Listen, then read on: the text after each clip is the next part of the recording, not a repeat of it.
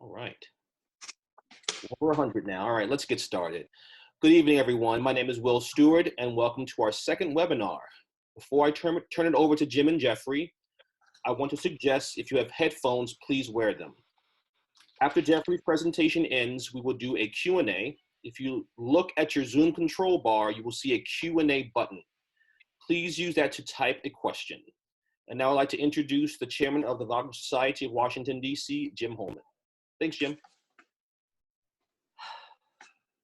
Good evening. Hi, everybody, and welcome to the second webinar program presented by the Wagner Society of Washington, D.C.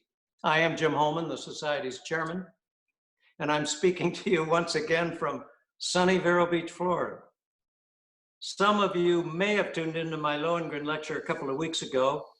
The response was such that we thought we'd present 4 more programs tonight and the next 3 Thursdays, each program beginning at 7:30.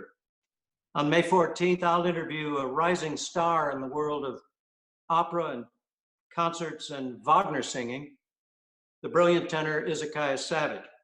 Izakaya will sing some Wagner for us also.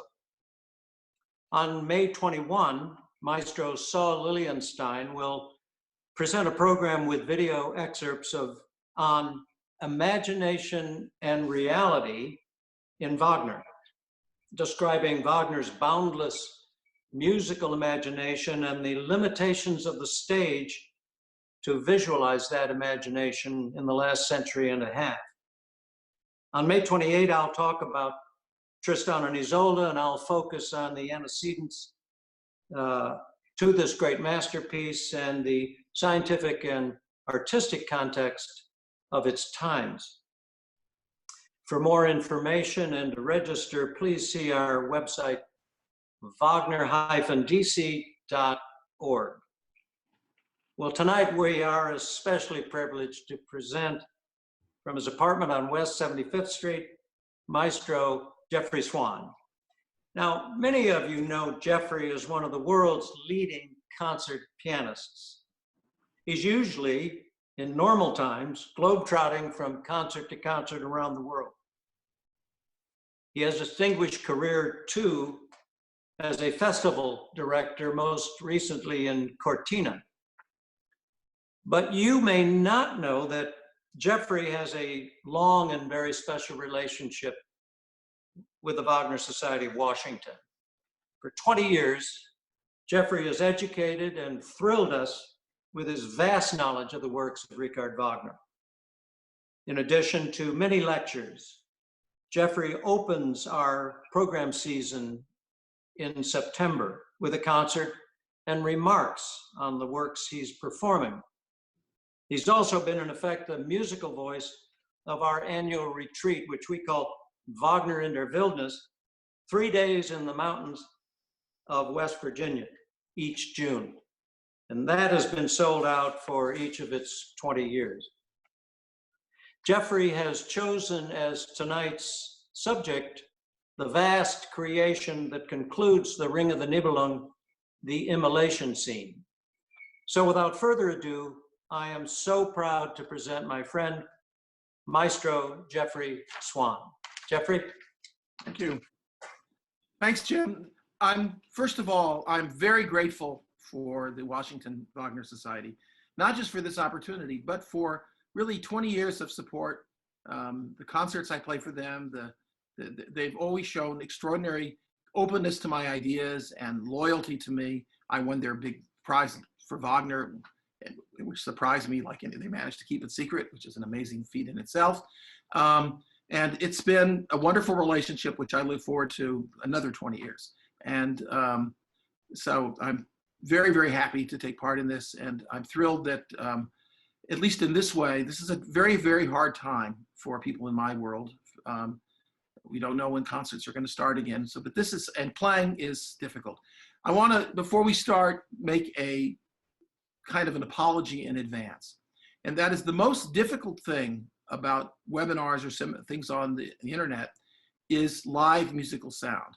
And live musical sound is especially difficult for the piano. All the mechanisms that make piano sound reasonable are only possible if you have extremely sophisticated setup, which we do not. If you listened to the wonderful Met Gala a week and a half ago, I think you heard that even with all the support tech of the Met, most of the people's piano sound was awful. Went from dreadful to almost bearable. There was maybe one or two that were a little better. So I'm going to be playing tonight. I had an experience the likes of which I've never had before in my life. When we were doing a sound rehearsal the other day, Jim said to me, "Jeff, the less you play, the better," which no one has ever said to me before in my life. But I understand his point. And I will play tonight. I will illustrate, but I have to apologize in advance. The piano is not going to sound good. There are going to probably be funny holes in the sound. But I hope it'll be good enough that you will be able to understand. And besides which, I've got 20 years of playing on that dreadful upright at Vilnius. So those of you who know me from Vilnius have some experience. The talk I'm giving tonight is a variant of a talk which I gave once for the New York Society and which I gave once at Vilnius about 10 years ago, maybe 12. And there are a few of you, I think, who still have the handouts that I had for that talk.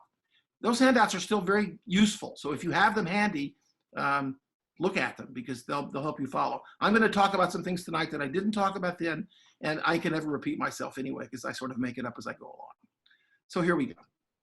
So what is the Immolation Scene? Well, the Immolation Scene is the last scene in The Ring, in Götterdämmerung. And it has many aspects of it which make it completely different from anything else in The Ring. And over 15 hours or so of dramatic music and theater, it stands in its 15 minutes or so quite aside from everything else. And I'm going to talk about the ways in which it's different, and then why I think it's different, and then how it all works. So what are some of the ways in which it's different? I think one thing to think about is, what is the music and drama like in The Ring the rest of the time? If we can define what is before, then we can see how it's different after. Most of the music in The Ring, most of the time spent in The Ring, is with characters on stage interacting with each other in conversation, in discussion, maybe in a love scene, fighting, quarreling, but there's ongoing action with the words. And I'd say that's certainly not true of Baroque opera, but it's true certainly of quite a lot of opera. One other kind of thing which is far more common in other opera than it is in The Ring is what let's call a soliloquy or a monologue. When a character is by herself or by himself and is basically speaking their thoughts, sometimes just to the world at large, of course, to the audience as it happens as well, but along the lines of Hamlet's to be or not to be speech kind of thing. Now, there is less of this in The Ring than in any other major opera I can think of, but there is some. For instance, for those of you who know The Ring, Siegmund by himself in Act 1 of Die Walküre, after he's been left and he wants his father's sword, or Siegfried by himself in the forest until he gets involved with the forest bird and then the dragon, or Siegfried by himself on top of the mountain after he's gone through the fire and before he wakes up Brunhilde. And these are all very important moments, but they're actually relatively rare. Now, another kind of music in The Ring, dramatic situation, which is not at all rare, which is very, very typical, actually I would call it almost quintessential Ring, is what I call narration scenes. And narration scenes are when one character basically tells a story, usually sometimes the story of their life, sometimes the story of some other general history, telling it to someone else, or telling it two people telling it to each other, or in one scene, three people telling it to each other, as it were. And these narration scenes are they're often attacked, misunderstood, considered to be repetitive. People even have the idiotic idea that Wagner put them in so that people who hadn't seen other parts of The Ring would be clued in on what the storyline was. This is idiotic because Wagner was absolutely adamant that one should see the entire Ring and never individual parts thereof. Very often these narration scenes are by themselves, make up almost whole big units, or just broken up very small bits, like Wotan's monologue. I mean, he's actually not a monologue, he's talking to Brunhilde, but we call it that. Or the big Waltraut scene, or the big Norn scene where they're talking to each other, where it really fills up a better part of a scene. Sometimes, on the other hand, these narration scenes are a small part, sort of an interruption, interlude, within a normal dramatic scene. for instance, in Reinbold, scene 2 of Das Reinbold, everything stops and Loge tells his story, the story of his voyage to find a substitute for Freya. Or in Act 1 of Die Walküre, Siegmund tells the story of his life to Hunding and to see Glinda. In moments like this, do fall into this other category, even in a broader pace. Then there is another kind of scene in Wagner, in The Ring very much, which is just when the music is alone, when the music speaks alone. So what does the music speaking alone do usually? Well, it sets the stage. In other words, it creates both the physical and mood preparation for the scene we're going to see. Sometimes it makes a commentary, as it were, on the scene we have seen before and moving into a new scene. There's some very famous examples of that. Sometimes it's kind of just it creates excitement. Sometimes it sort of ends the scene. It gives a sense of an ending. For instance, let's say the love duet at the end of Act 1 of Walküre, the final orchestra coda basically does in the orchestra what the actors could not in the 19th century do on stage, just make love. So you have these different kinds of functions of the orchestra. Now, the Immolation Scene is extraordinary in that the music, dramatic music, the sung music, doesn't fall into any of these categories at all. And the very large orchestral postlude also does not fall into this category. There is, however, one precedent to the orchestral postlude, and it's one that has an important relationship to the Immolation Scene in another way. And that's a scene that happens in The Ring not very long before the Immolation Scene, one of the last parts of The Ring, which is Siegfried's funeral music. We sometimes call it Siegfried's funeral march. And it does have some things in common with the music at the end of The Ring. I'll go into that in just a second. So let's place the circumstances of the Immolation Scene, just so that for those of you who don't know the story well, we'll have it in place. I'm going to have to do something which in today's world you're not supposed to do. I have to blow my nose. Allergies, they're terrible. Excuse me. So Siegfried has been treacherously murdered in a moment of terrible shock. And his body is carried away. And this is when we hear the funeral music. The funeral music basically tells the story, not just of Siegfried's life, and not of all of Siegfried's life either, of a very specific aspect of Siegfried's life. It tells the story of heroism in The Ring. And it sums up the music of heroism in The Ring. Almost all the great themes that are associated with certain kind of heroism in The Ring are featured in the funeral music, and almost all of them are never heard again. This fact of never being heard again is very significant to what Wagner is going to be doing in the Immolation Scene. So after the end of the funeral music, the stage opens again for what will be the final scene of The Ring. And at that point, the character Gutrune is alone on stage, and she's terrified because everybody's disappeared, and there's this aura of just fear. It's just electric in the air. And she tries to wake up Brunhilde, and Brunhilde's gone down to the Rhine. And then Hagen, the bad guy, comes in very brutally and brings in lights and things. And finally, they bring in Siegfried's dead body, which is Gutrune's husband, or at least who she thinks is her husband. And there's a very frightful, violent moment when Hagen claims the ring is his heritage from his father Albirex, and Gunther claims the ring is his heritage because of his wife's property, and not his sister, Gutrune, who was Siegfried's wife's property, excuse me. And they have a fight, and Hagen, of course, wins and kills Gunther. And then it seems like the triumph of evil in the ring. He reaches down to take the ring. And there's this moment of sort of mysterious magic occurs. We hear one last vestige of the most powerful, the most significant of all the heroic motives, which is what we usually call the sword motive, but really is the motive of Wotan's great idea, and which is heroism. And Siegfried's arm raises up miraculously, and Hagen falls back in horror, and then Brunhilde comes on stage. And Brunhilde comes on stage with this aura of majesty and grandeur that nobody can confront her. Hagen actually is even overwhelmed by her presence. Only one person confronts her, and this is the last music in the ring before the Immolation Scene. Gutrune, who is, lost her husband and her brother in very short time, blames Brunhilde. It's kind of understandable. The the story is complicated. But anyway, blames Brunhilde, and Brunhilde explains, no, the whole problem is that I was the wife he forgot when you gave him that magic potion. So Gutruna sort of collapses and pulls something along the lines of an Elsa. In other words, she basically dies from dramatic necessity. And then it falls down to just Brunhilde. So the rest of the ring, from then on to the very end, is what we refer to as the Immolation Scene. The Immolation Scene is in 6 parts with a long orchestral coda. Each part consists of Brunhilde talking to somebody, giving directions to somebody, apostrophizing someone, or at least evoking someone very directly. There's no scene like that in the ring. One thing that makes it also unique is that the person or persons or things that she's talking to never answer. No one ever says a word after this, except for Hagen at the very end, and that's not to Brunhilde.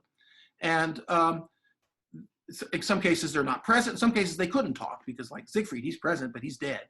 But so she apostrophizes or speaks to, she first talks to the vassals and tells them to build a funeral pyre. Then the second part is she talks to the dead body of Siegfried and basically reinforces their eternal love and reproaches him for his folly, for being tricked and betraying her. The third particularly moving part, she speaks to Voteon, her father, and she rebukes him for what she considers to be his betrayal of the most beautiful and powerful things in the world, but she forgives him. At the end, she makes her complete peace with her father.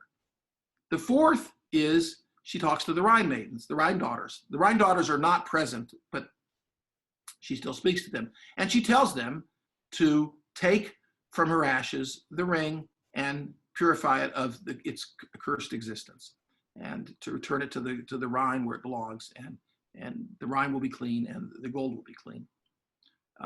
Then the fifth section, the fifth section is she talks to the ravens, Votan's ravens, who were present during this whole thing, and through them to the semi-god of fire, Loga. She tells the ravens that the time has come. Go to Loga, tell him that his moment has come when he will burn up the gods and Valhalla. They fulfill his destiny, which is the destiny allotted to him in the Norse mythology. And then the sixth scene is she talks to her horse, to Grana, and she at the end of which she gets on the horse and rides into the funeral pyre and burns herself up. And then the final part, of course, is the orchestral postlude, which describes the actions that happen after that. After she goes into the funeral pyre, the fire burns up, causing the collapse of the entire palace. So everything collapses and the people are running here and there and are getting killed. And then in the middle of all this, the Rhine overflows, puts out the fire. And in the Rhine, we see the 3 Rhine maidens. They're coming to take the ring from the ashes. And Hagen, who has not said anything during all of this, jumps madly into the water, says away from the ring. He's trying to get it at the last minute, but the Rhine maidens drown him, and 2 of them drown him, and the third holds up the ring in triumph. And then we see in the distance Valhalla, which is burning up, and its flames completely overtake it. This, at least according to the score, the curtain falls and the ring is over. Now, there are a lot of things besides the whole layout of the scene which are unique. One of the other things which is very unique and important in understanding the Immolation Scene is it's the only scene in the ring where Wagner substantially changes the text, or changes the text in various times. One of the most amazing things to me about the ring is that Wagner wrote the text in the early 1850s, and had pretty much finished it by 1853. And with just a few exceptions, remarkably few, considering how much he personally evolves, his style evolves, his understanding of the meaning of the story evolves, he nevertheless retains the overwhelming majority of the text. It's almost exactly the same story, and the same words. But he does change one very important part of the Immolation Scene. And that's another section which existed, which would have made 7 sections, which actually existed in 2 forms between section 5 and 6, after Brunhilde tells the ravens to go tell Loga to go burn up the Hala, the time has come, and her addressing Grana and getting on the horse and riding into the fire, there was another scene in which Brunhilde talked to us, directly talking to the audience. Now, there was a different text, the very first in Siegfried's Tod, the first version of Götterdämmerung, but that's quite a different story, and actually ends with her taking Siegfried up to Valhalla to rule with Wotan in triumph. So it's quite a different story. But there are different versions of this section, which ultimately Wagner decided not to publish at all. The first version, which was 1853, I'm just going to find this so I can read it. If I can ever find it. Of course, I can't find it. Yes, here it is. Is sometimes called the love panacea. And this is what she said. She said, not goods, not gold, nor godly pomp, not house, not court, nor lordly splendor, not shady bargains, deceiving bonds, nor two-faced customs, rigid laws. Blessed and joy and grief, let there only be love. So that was the first one. And then in 1856, he eliminated that and added this new text. Here's the new text he added. If I now fare no more to Valhalla's fortress, do you know whither I go? From the land of desire I depart, the land of illusion I flee forever. The open gates of eternal becoming I close behind me. To the desire-free, illusion-free, holiest chosen land, the goal of world wandering, redeemed from rebirth, she who understands now departs. The blessed end of all things eternal, do you know how I reached it? Deepest suffering of grieving love opened my eyes. I saw the world end. Now the speech is always called the I saw the world end. And Wagner never entirely disowns this speech, because he had it published in the last version of the published text of the Ring, sort of in brackets or afterwards. But he doesn't use it. And the reason he doesn't use it, and this is very important, is that he tells Cosima this, that he thinks that it could lead to confusion, it's hard to understand, it's over didactic, and ultimately the music says better what it does. So this comes back to the function of music. We talked about the various functions of music. So the function of music at the end of Götterdämmerung is, yes, partly to describe what's happening, describe the burning up of the palace, its collapse, the Rhine over flooding, the fire burning up the Hala in the distance. But it does something much, much more, which is it actually tells the story. It tells the meaning of the story. At least this is Wagner's intent, that it should tell the meaning of the story. So the actual meaning of what it all is about is given to the music. Now, how well this works is a difficult question. I think I'll return to that to the end of my talk. But anyway, that was Wagner's intent. That's what Wagner said. That was his justification for himself. So there was one other thing I did want to say before I go to the various parts. Sorry, just 1 second here. It's addressing. Oh yes, this is a very important part too. This has to do with why Wagner has the immolation scene be as it is.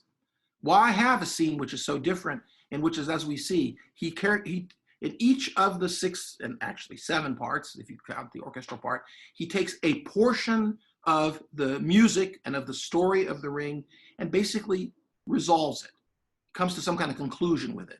He explains it or finishes it or sums it up in some kind of way.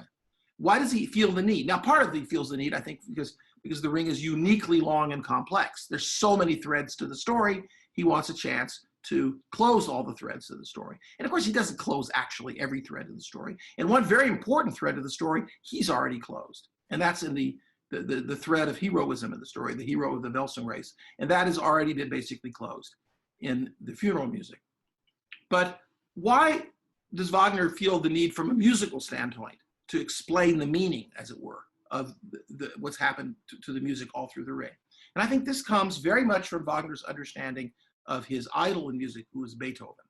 And it mirrors something that Beethoven does, starting really in what we call the second period in the Eroica. In traditional classical forms, there's a certain layout, but Beethoven changes this layout or alters its significance enormously, starting with let's say, the Eroica in 1804. And that is that he adds a section, or he makes it much larger, bigger, more significant, changes its whole purpose of what we call the coda, which is Italian for tail. It just means the final section. It becomes enormously bigger and more important than it ever had been before, because in it, he takes the music that he has been using through the rest of the movement and he sums it up. He gives it meaning. He explains, for instance, there are many very important, famous pieces, the first movement of the Eroica, the first movement of the Waldstein Sonata, the first movement of the Ninth Symphony, where actually the very first theme poses a certain basic musical problem, sometimes about key or about harmony or about rhythm or about where it's going. And he doesn't actually do it, solve it, figure it out, sum it up until the very end. So I think that Wagner is very conscious of doing the same thing in The Ring, that he will take all these various threads and systematically, as it were, examine them and bring them to some kind of fulfillment, explanation, and summation. Okay, good. So now I have to change my glasses to read the music, which is way over here.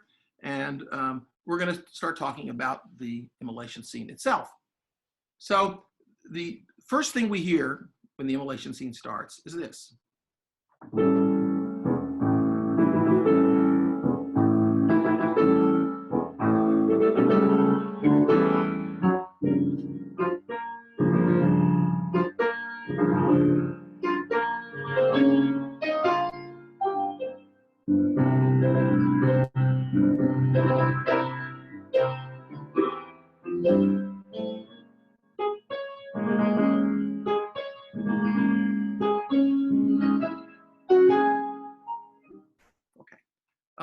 And this, in a way, we almost call it the theme of the immolation scene, although actually it dominates this first section and it only comes back once in the rest of the immolation scene, very briefly, for 4 measures, as a bridge, actually, between sections 3 and 4.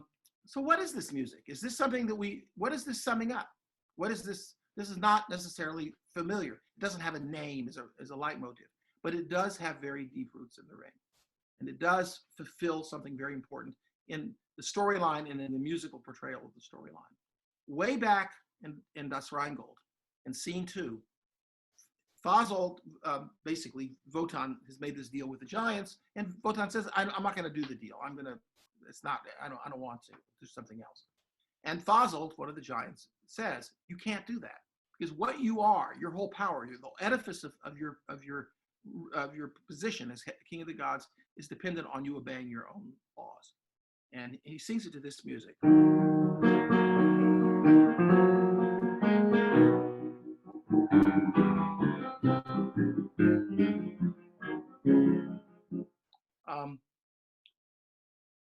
The music itself contains this downward scale, which is associated with Voteon's spear. I'm not going to go into all the votivic things because we'd be here all night. But it has a certain characteristic. It has this sort of pounding chord. It has a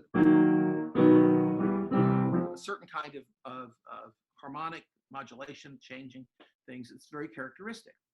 And we hear it that one time in the middle of Das Reinbold. Then we have to jump forward. We jump forward to the first act of Siegfried. In the second scene, there's a big scene between Voteon, now calling himself the Wanderer, the Wanderer, and Mima. And Mima has asked Voteon a question about who lives in the heavenly heights, who lives in the clouds. And Voteon says, the gods live there. And he starts talking about himself.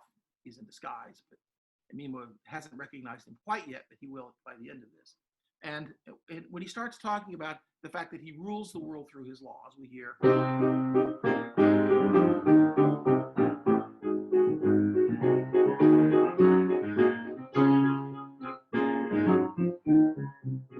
We have the same pounding chords, and we have that same harmonic thing.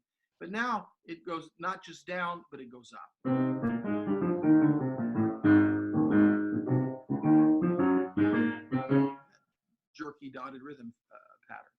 So we hear it just this one time. So then now we have to jump forward to the prelude, the first part, the prologue, we would call it more likely, of Götterdämmerung, the very first scene, which is the scene of the Norns.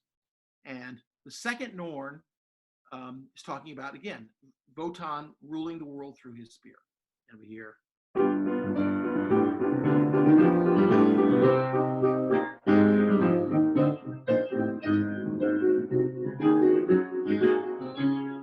It's almost exactly the same as it was in the second act of Siegfried, in the first act of Siegfried.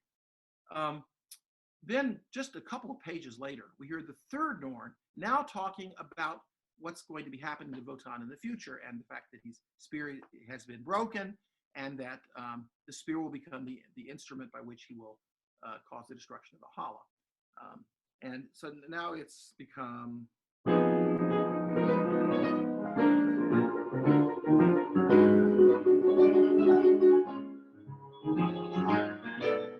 So what's happened? Quite a lot, actually. The harmonies, this harmonic progression has remained the same. The downward scale, it's gone. It's just the up now. But the up was the same as it was before. And the harmony is the same. The up part is the same, but we've also lost the pounding chords. Okay, so now we have to move forward. I'm going to use my music here to get this right, because it's subtle, to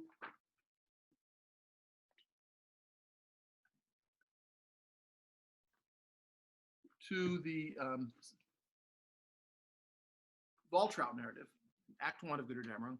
And Waltraud now is describing the scene in Valhalla with the broken spear and Voteon and the gods all sitting around waiting for the end. We hear this.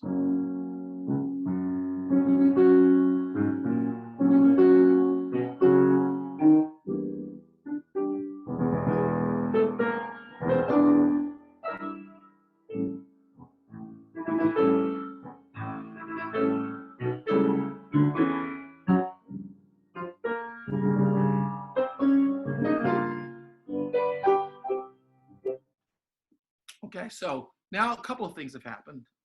We still have the same harmonic. The harmonic progression is from the very first one that has never changed. The downward scales are gone. It's still just the upward pattern. But now he's gone back to this to a rhythmic.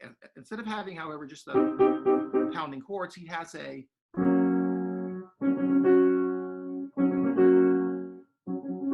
which is a rhythm that we actually associate with Valhalla, because there's lots of stuff within the Valhalla music where we have that triplet rhythm. It doesn't matter what we call it. It's associated with Voteon, with Valhalla. So it's become attached to it, and that of course sounds, except for the rhythm, almost exactly the same. I'm going to go back now and play the beginning of the Immolation Scene. The meter is different.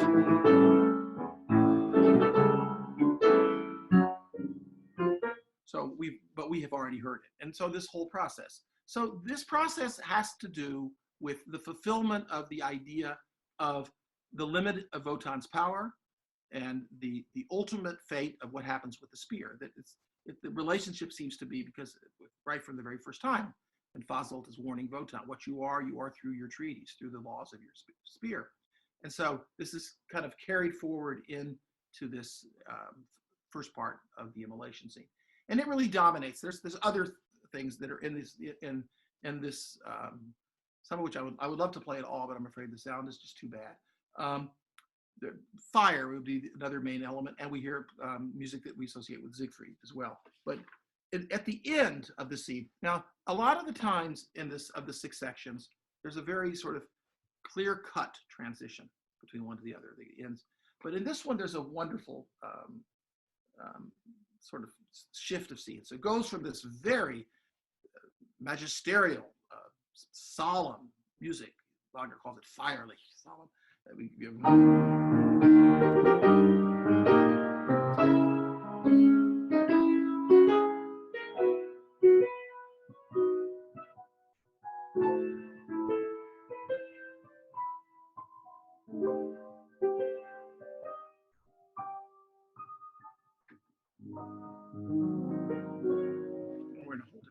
is one of Wagner's great transitions. There's a very famous letter where Wagner has said that his greatest talent was in the transition. Well, this is one of his great transitions. And this is a transition into section 2. Now, section 2 is Brunhilde talking to Siegfried, addressing his dead body. And this one is dominated, it's dominated by one motive, but it's dominated by one motive's relationship to another, not so much a motive as a basic idea in the ring. The motive we hear right away.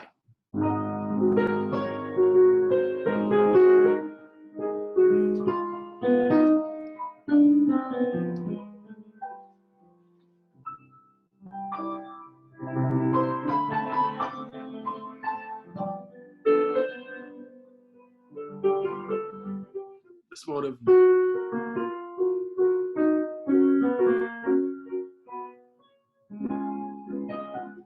This little thing at the beginning and then a downward scale, very lyrical. This is the main love motive of new love motive between Siegfried and Brunhilde that we've heard from Act 3 of Siegfried on. However, more and more, and right off the bat, there's going to be wound into it. There is another element, which is if we hear it almost immediately.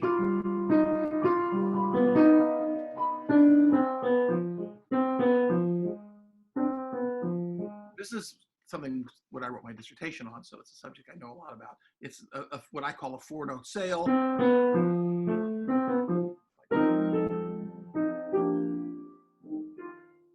Which is Du bist der Lenz, or the love motive of Siegmund and Glinda, but it's also much more. It's all through the ring in many, many, many, many different forms. If anything, if we can try to pin down its meaning, associative meaning, dramatic meaning, it has to do with love. But it has to do with a very complex kind of love, idea of love, which I don't think I want to try to get into now. But basically, this scene is trying to resolve the two sorts of love, of these two motives. That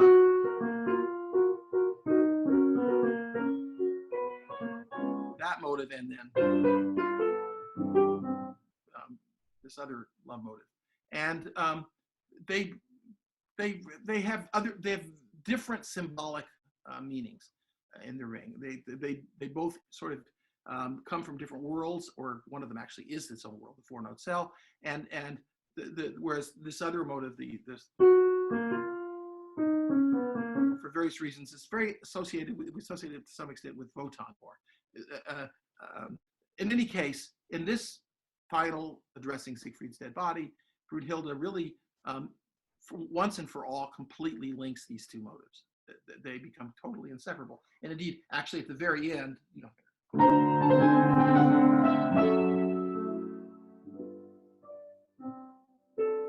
it ends with the 4-note cell, with my 4-note cell. But they go completely back and forth.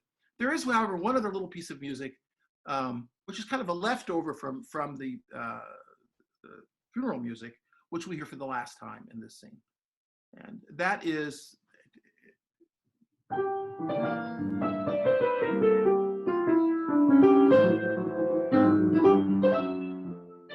which of course, the spear, I mean the sword would be its usual name, but it's of all the motives in the ring, the one most completely connected to the idea of heroism, the idea of Voteon's great idea of having the free hero. And first Siegmund, then of course Siegfried, and ironically at the end, the free hero will turn out to be, of course, Brunhilde herself, who will solve the problem. But this is the last time we hear it, and she says it in a very interesting way. In the Immolation Scene, we heard that, in the funeral music, we heard the sword motive as the sort of the culmination of the great heroism of Siegmund, and then of course Siegfried. But here we hear it because of what she says. She says that even though he was unfaithful to me, he was always faithful to his sword.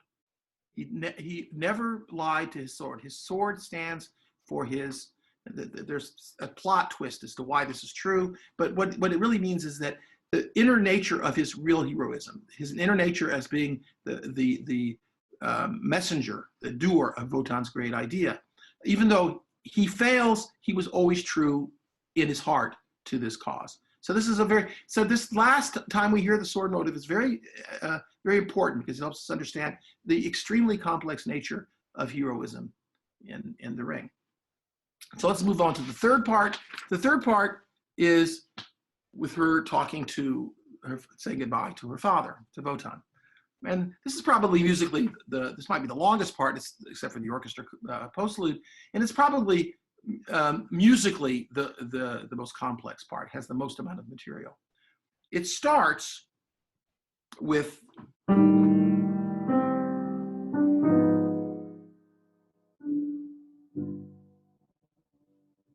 and it's going to come back to that quite often. This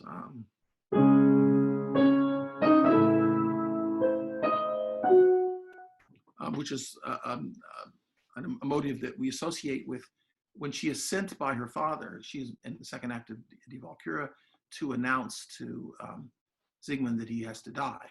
And this actually turns out to become the real crucial turning point in the whole ring because she is won over, her compassion is awakened by Siegmund's love for Sieglinde and his refusal to abandon her. And so it becomes the beginnings of a force of compassion and a higher type of love, which is going to come to fruition actually only now at the end of the ring. And so that scene, what we call, the long German word, the Todesverkündigungsszene, the scene of the announcement of death, comes to fruition in this great scene. We also hear this very famous motive, not for the last time, we'll hear it in the orchestral postlude.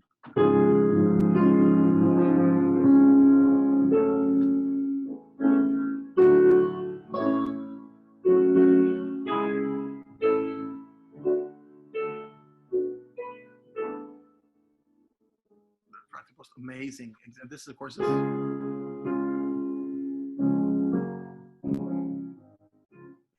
Valhalla, which stands for a very important aspect of sort of Voton's noble aspirations and the fact that they are doomed because they're grounded in greed of some sort. And then later, as this moment, as her farewell to her father goes on, we have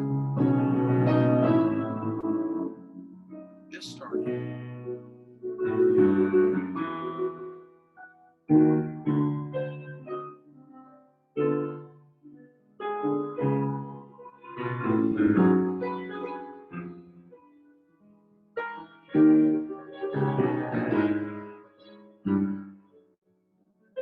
This particular sequence, this is a remembrance of the great scene between her and her father, when the father, Voteon, sort of recognizes that she was actually right to disobey him, and or the reason why she really understands, and surrounds her with the fire and sets up the whole mechanism for the birth and development of the hero Siegfried. It all comes from that motive. Now, of course, here it's sad in the minor, and it's alternated by this motive, which is usually called fate, but it's whatever it is. But it's associated in any case with the scene when Brunhilde announces Siegmund's death. But it's also, this combination is associated with another scene, and this whole section, and I would say probably this chief characteristic of this farewell to Voteon, the third part of the Immolation Scene, is a reworking, a return to a very, very powerful and important scene, Voton's calling up Erda at the beginning of Act 3 of Siegfried. Voteon at the beginning of Act 3 of Siegfried calls up Erda, and he's still in disguise, but she sees through it eventually. And he's trying to find a way out of his problem, but what he's really doing is he's telling her that he doesn't need her anymore, that he has a new plan. And she reproaches him. Reproaches him for his treatment of Brunhilde specifically. Brunhilde is her daughter.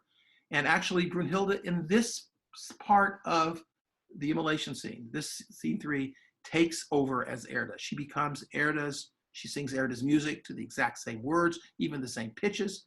And she actually takes over for Erda. She is Erda's daughter, and she has now come to Erda's wisdom. She has much, much more than Erda's wisdom. Erda's wisdom is based on sort of this basic state of nature entirely, whereas Brunhilde has gained this other wisdom which has to do with humanity and the human condition, and it's like compassion, which Erda does not have.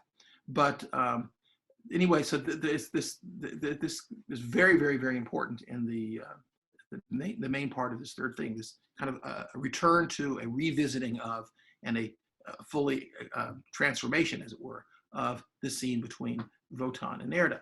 And at the end, we have something else. We have a return to another scene later in the ring, the scene of Valhalla, a scene of Valtraut's narration as to what's going on at Valhalla. And she describes in her narration in Act 1 of Bitter Dämmerung, she describes that the gods are sitting around, Voteon's sitting around, and he's waiting for his ravens to bring him news that perhaps the ring has been destroyed, or so we hear a sequence here which is identical to what we heard. Orchestration is a little different, but that we heard in the scene with Valtraut, but with a very, very different ending. This ending resolves it.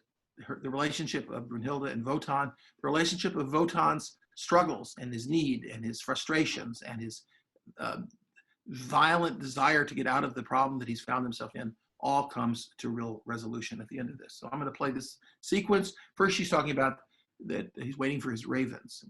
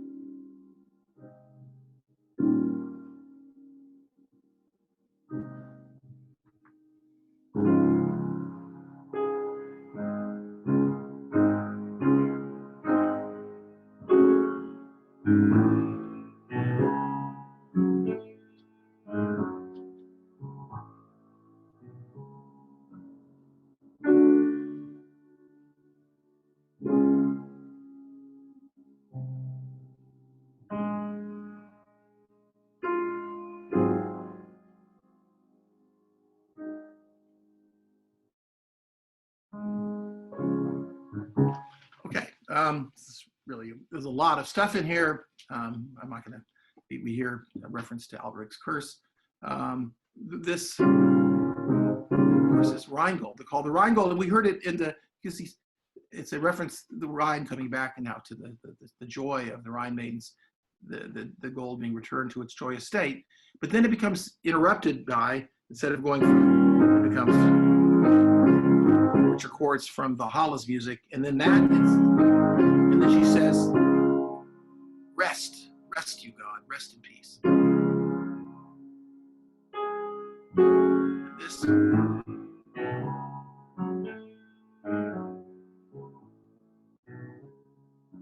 that votive there in the bass, which is very, very similar to the votive that opens the Immolation Scene, actually, that's just the going up, coming down, which is, we've heard all through the ring, having to do with Voteon's struggles and need and the quandary which he's found himself in, and it resolves. And it resolves with this the bass trumpet, that call, which also has significance other than just what it is all through, is sort of the seal of nobility, Derek Cook calls it.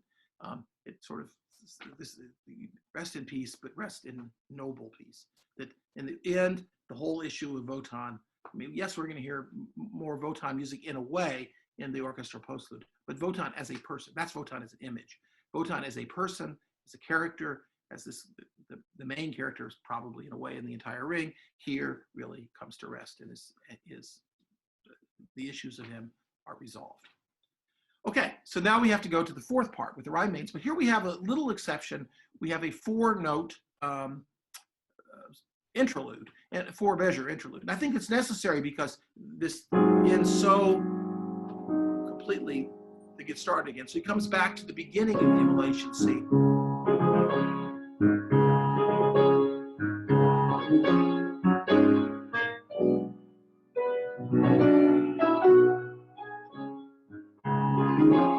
But then he goes into something else. Associate that with the fall of the gods as it happens, but it's all associated with the Rhine in nature, and the Rhine in nature is going to be the main subject of this next section. She's calling to the Rhine maidens. And we're going to hear all the music that we associate very strongly with the Rhine maidens. Now, one very important bit of music that we have not yet heard in the Immolation Scene is the ring itself, the sort of the centerpiece of the whole cycle. But here we will.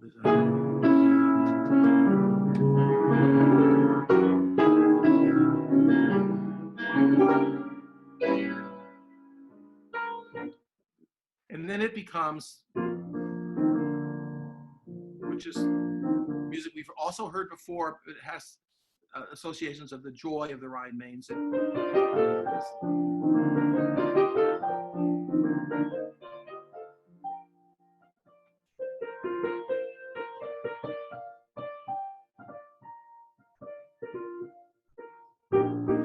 This motive is the motive that we heard the Rhine maidens sing at the very, very, very beginning of the ring, when the curtain first comes up, and that's Reinbold. And we don't hear it with them singing when they come back. For instance, the Rhine daughters, and should always call them Rhine daughters, not Rhine maidens. They're not maidens. In the first scene of the third act of Götterdämmerung. And the reason is because this motif really is associated with the Rhine maidens in their pure state. In other words, with the gold, when the gold in the Rhine, in this state of grace. And here it comes back. But all of this music is sort of ending. This is the last time we will hear little bits of the Rhine as it overflows as descriptive music. But all these bits that have to the Reinbold, we'll hear the Reinbold motive. We'll hear that comes a couple times during this episode, and of course the ring itself quite a lot, and music having to do with the Rhine and the Rhine maidens all kind of comes to a conclusion in this. We also will hear Albirex Curse come in at the end a little bit, but that's not quite over yet. We still have that one more time. So that's this fourth section. Fourth section is in a way perhaps the most unified and the simplest. It's really based on all the music that we've heard about the Rhine maidens and the Reinbold, and it kind of ends it for the ring. Okay, so now we come to the fifth section, which is the shortest. The fifth section is when she calls the ravens. She tells the ravens, "Fly home, you ravens, but go by way of Logan and tell him to go to Valhalla too." And it starts with a big.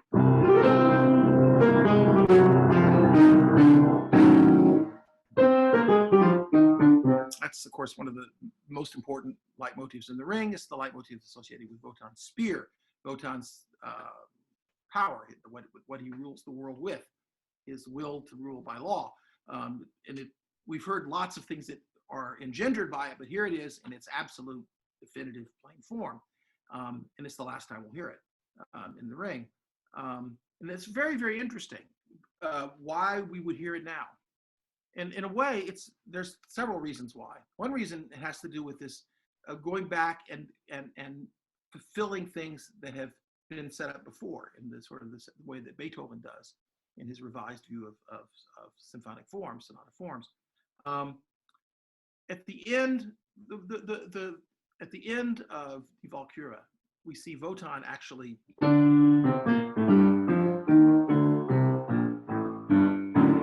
It's a great moment. One of the moments in the ring when Voteon actually uses the spear. Maybe the only moment that we actually see him use the spear. He threatens to use the spear. But here he uses the spear to call up Loga and turn him back into fire. He transforms Loga just as he had once done in the distant past, taken Loga from fire and become a demigod. Now he's taking the demigod and putting him back into fire at the end of Die Walküre. This harkens to that moment. And it does something else. In a way, Voteon is now out of the picture, but Brunhilde has become the wielder of Voteon's spear, as it were. Just as she has become Erda, she has also, in a way, become Voteon here. So the section with the Ravens, which the rest of the music of this Raven stuff is mostly based on the Loga, because after all, she's telling the Ravens to go to tell Voteon. And we hear, I'm not going to try to play it on the piano, will sound just too terrible. Too bad I love to play this part, but anyhow, you know, all the very, very brilliantly orchestrated, the beautiful fire, now here quite wild actually, and then at the end of this part, we hear, which is again the fall of the gods. I mean, things are coming to the conclusion, and all this music that we associate with that is kind of also this. We hear that particular chain, which we will hear one more time, which is take me too far afield, but it's calling back Voteon setting the fire around Brunhilde at the end of Valkyria, and then also Siegfried going through the fire when he comes back through, and now it's kind of recapitulating this idea and bringing it to its end. Although this particular idea we'll hear one more time in the orchestral postlude. Okay, and so then the fire flames up. There is, again, kind of as there was between parts 3 and parts 4 of the Immolation Scene, there is a little orchestral interlude, very short, but still it's 8 measures long, I guess, or maybe 12. All just fire music, just music we associate very strongly with fire, as the pyre, she's lit the fire. What she does, I should have said, when she uses the spear, is also, with Voteon used the spear to turn Loga back into fire, she's used the spear to throw the torch onto the pyre that has Siegfried's body on it and set it on fire, so it starts to burn. So at this point now is when she would have made her speech about I saw the world end, or the earlier speech about love is everything. But instead, she doesn't. And she goes straight to the last part, which starts, she calls Grana. She calls Grana with music, of course, we associate with the Ride of the Valkyries. We'll hear all of that music again from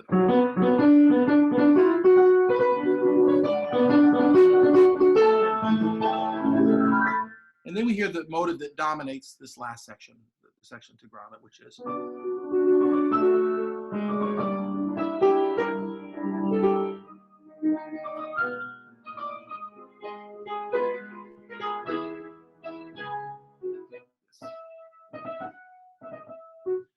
which we all grew up calling the Redemption Through Love motive, which actually turns out Wagner, in a letter which was only published in about 2003, called, rare him to call anything by name, he called it in praise of Brunhilde.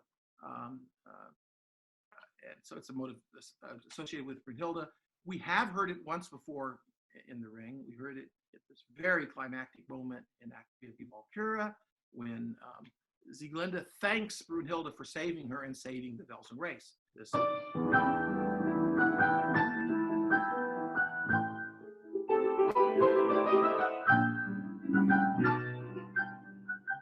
and here really we have not heard it as a motive at all, except for then here it comes back. But something else it does very important. It immediately mixes with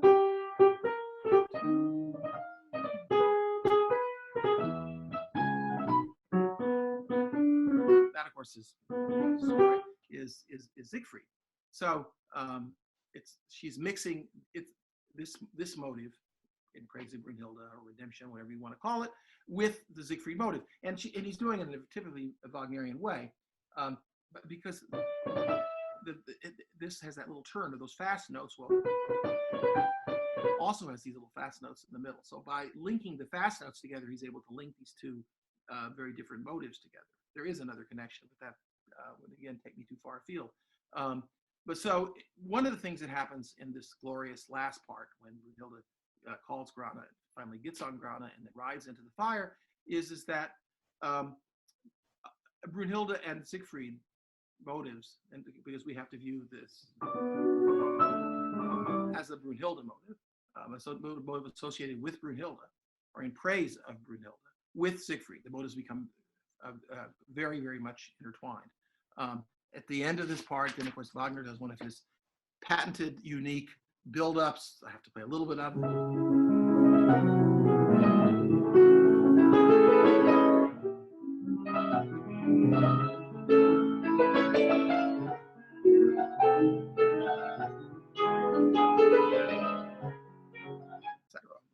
decided, as it builds up to finally the moment when she rides into the fire.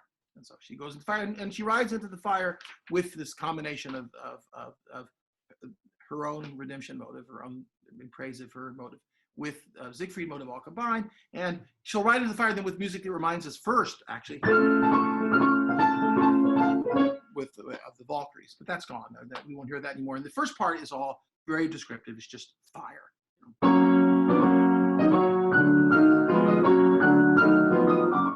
Very, very loud, and everything comes down.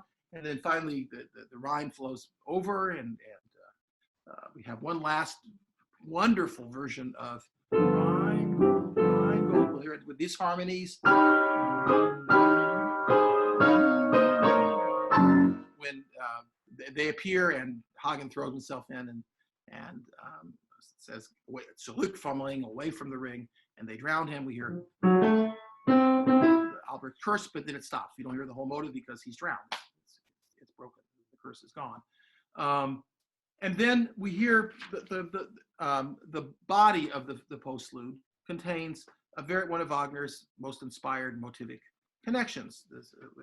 Just well, 4 really themes going on at once. One of them is in the accompaniment of this, which is the Rhine is flowing. But on top we hear it.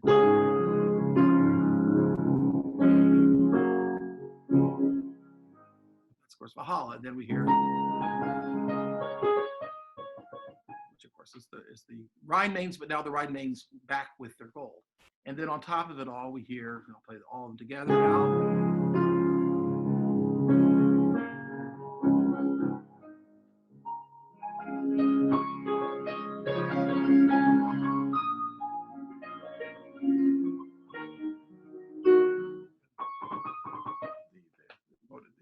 What's called redemption, in praise of Brunhilde. Then, as this goes on, we also hear this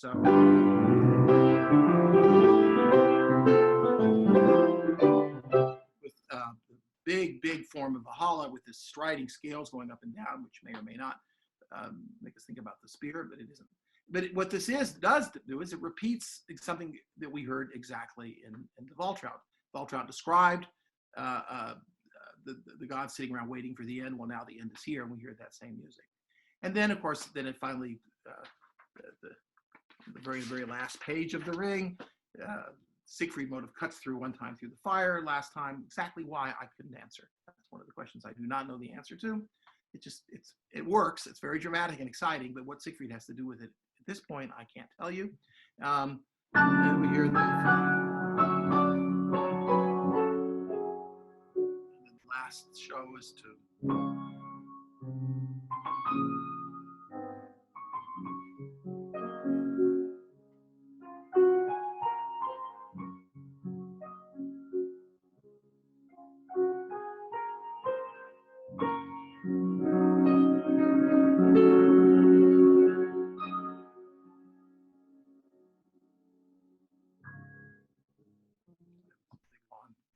major chord that ends the piece.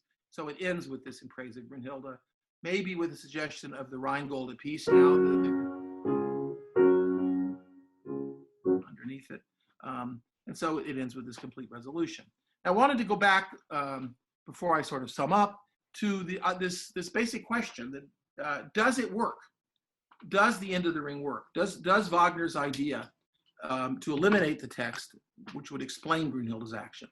The first one, which would say that it's the only thing that matters is love. The second one, which would say, no, that she's now reached some kind of nirvana, sort of, it's very Schopenhauerian, or the I saw the world end thing. Wagner keeps the text, but eliminates it from the ring. And it says the music will explain itself. People will explain through the music. And my question, I think, is pretty simple, really, is does it work? I will say that what the meaning is at the end of the ring is discussed a lot. Actually, what the meaning is of many of Wagner's operas is discussed a lot. Certainly, 2 weeks ago, Jim talked about Lohengrin, and I mean, what it means is that everything went wrong, but exactly how much we're supposed to feel like, well, all's okay because Gottfried has come back. I mean, there's something, why does Elsa die, etc. There are questions. Even at the end of Tristan, I guess exactly, I mean, certainly we know how it feels, but they're just both dead. I mean, it's exactly what does that mean. But The Ring is a very different kind of story from Lohengrin and from Tristan, or from any of Wagner's other, because it's a very philosophical, long, complex story, in which Wagner very explicitly says he's going to basically tell the story of mankind, the story of the birth of society and its ultimate destruction, and then, I guess, rebirth. And does this message come across in this final music? To me, it does. But in a world where we expect things to be explained to us, we expect things to make sense. We expect things to have sort of an empirical version, that you can see what happens and what it means by what you can see. I don't think it does. I think that for Wagner in his world in the 19th century, in 1876, when The Ring was first performed, it in a way may have worked better, because people used their imaginations more. They thought more with their hearts, to use an expression, than we do today, where we really want things all to be sort of logical. And I don't think that this idea, whatever kind of redemption or a new beginning, or that this is all what it exactly means, is not clear in something that I could put down in words. But to me, the music does bring very strongly a sense of resolution, a sense of Glinda Dammerung is hardly a happy story, but the ending in a way is definitely, on some level, a kind of a happy ending. And as is Tristan, which is also not a happy story, a very different kind of story, but still. So, but I think, to my mind, his solution does work. And it would be interesting, very time-consuming interesting, to go through practically motive by motive in The Ring and see when we hear it last, and to what extent, how many of them are in the Immolation Scene. Most of them.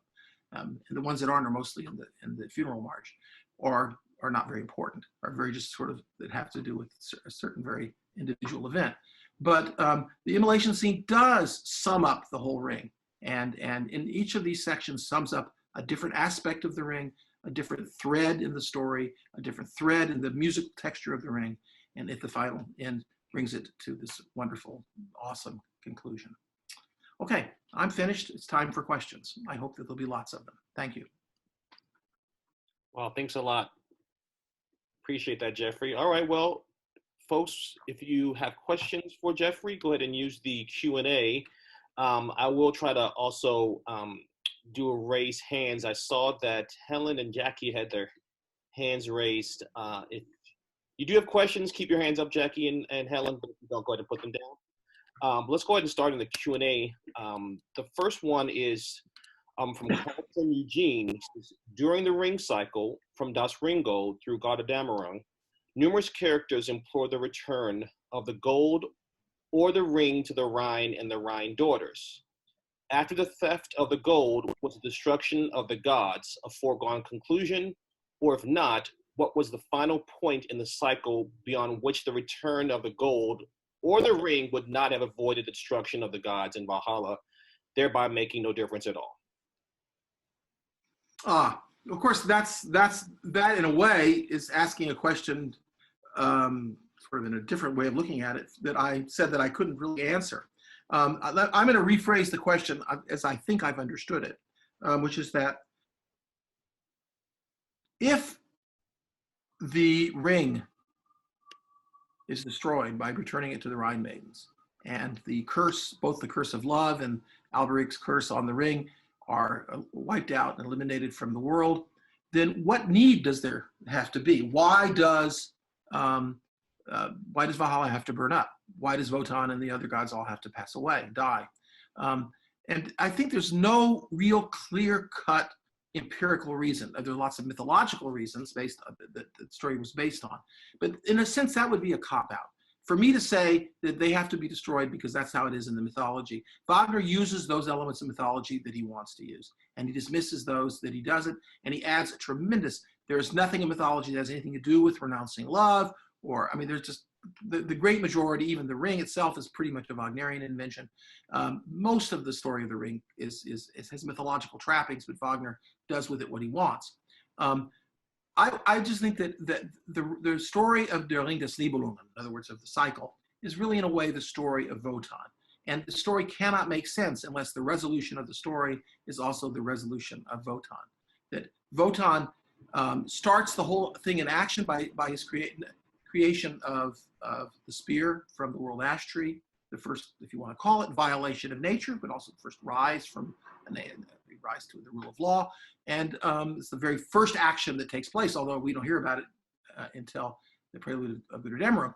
I think that for the thing to come full cycle, to have this sense of absolute completion, that the full cycle of the existence of Voteon also has to happen. So I think that I can't give you a physical reason as to why when finally, after so long, the ring is returned to the Rhine maidens and destroyed and returns to the pure Reinbold, why this has to bring on the conflagration at the end of the gods. I don't know the rational answer, but the artistic answer is clear to me. That's the point of the story of the ring, is this huge cycle which comes to a conclusion and will lead to a new world. That's the best answer I can give. All right, thank you. Another one from RG Head says, Jeffrey, please repeat the title of each of Brunhilde's speeches to whom? Okay, thank you. Okay, part 1, Brunhilde speaks to the vassals. Part 2, Brunhilde addresses Siegfried's dead body. Part 3, Brunhilde apostrophizes or speaks to Voteon. Part 4, Brunhilde calls on the Rhine daughters. Part 5, Brunhilde calls on the ravens and tells them to tell Loga to go back to Valhalla. And part 6, Brunhilde talks to Grana, her horse, whom then she gets onto and rides into the fire. All right, thank you. Let's take a live person, caller. Jackie Rosen, are you there, Jackie? I'm going to unmute you. I'm looking forward to seeing Jackie here. All right, Jackie. Hi. Hi, can you hear Hi. me? I can't see you, but I can hear you. That's a very good thing. I did not raise my hand. I do not have any questions. So I just want to say hello. Well, it's just hi. It's a pleasure to hear your voice. Jackie has been for many, many years. She was one of the absolute stalwarts of the Wagner Society of Washington. Oh, She's now retired. We love her, and I guess Will has taken her job, but Jackie was wonderful, and we love her very much. Thank you. I agree. Thank you, Jackie. pass my baton. Pass my baton. Thanks, Jackie. Next. All right, so we've got one from Roger Klein. He says, what kind of happy ending is it when the only figure left after the immolation is Albirex? The world belongs to him. No, I think that's wrong. I think there's absolutely no indication of that. There's a lot of questions as to what happens to Albirex. This gets talked about a lot. First thing, there are characters that are indisputably alive at the end of the ring, and those are the Rhine maidens. So why just say Albirex? The Rhine daughters are alive and swimming and happy, and they have their gold back. I guess question 1 with Albirex' fate would be, what is the nature of Albirex in the scene when he visits Hagen's sleep in the opening of Act 2 of Götterdämmerung?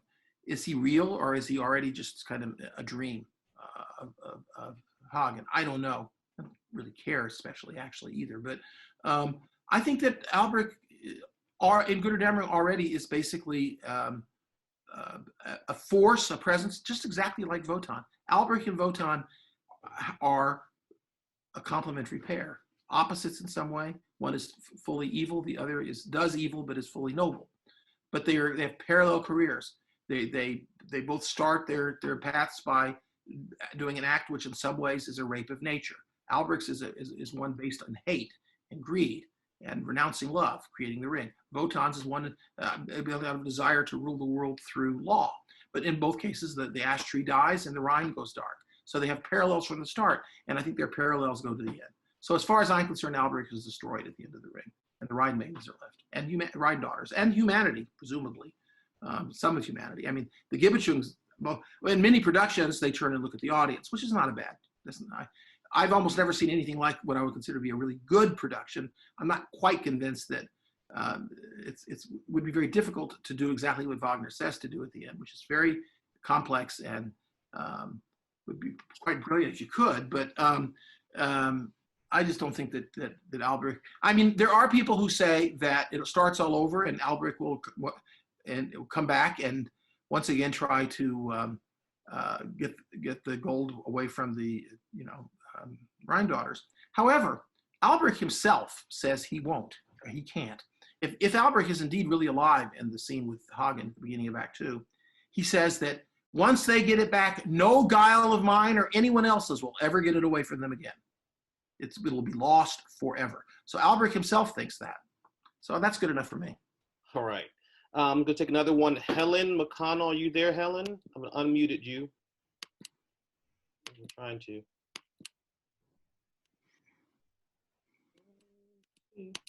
Okay, maybe Helen's not there. All right. I'm here. Hi. Hi, Helen. Hi. I'm sorry. I don't have a question. I hit the raise hand instead of join audio. Sorry. Okay. Sure. But No problem. I've enjoyed this. It's been great. Thank you. Thank you. Thanks, Helen. All right. Jennifer, are you there? Jennifer Choate, I've allowed you to talk. You can unmute yourself. Let's try that. I did it, but it didn't work. Okay. Hi, Jennifer. I can hear you. Oh, good. I just wanted you to comment on the musical parallel between the Dutchman and the Immolation Scene. That's a big. Of course, there are dramatic parallels in that they both have some kind of form of redemption brought about by the action of the sacrificing woman. The music brought me back to The Ring. It was so crazy, Well, and no, that was his right. first opera. You're exactly, well, there is, because this is kind of a long and complex story. I think if you heard the first version of Flingerholder of Dutchman, you would be less reminded of The Ring. He rewrites this.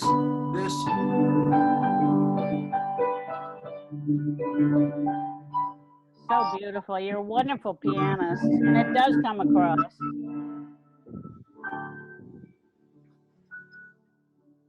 That's the ending in the version we have now. That is nothing like what Wagner originally wrote.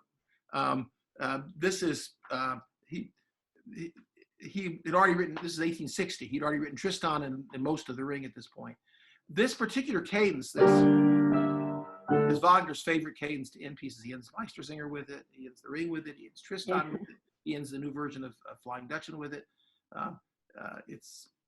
It just has a very, very Wagnerian sound. And actually, the end of Flying Dutchman reminds me also of the end of The Ring. And that there is a parallel.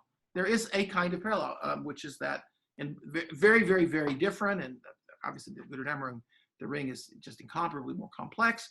But in both cases, some kind of a redemption has happened through the sacrifice of a woman. Mm-hmm. So there is that. Thank you.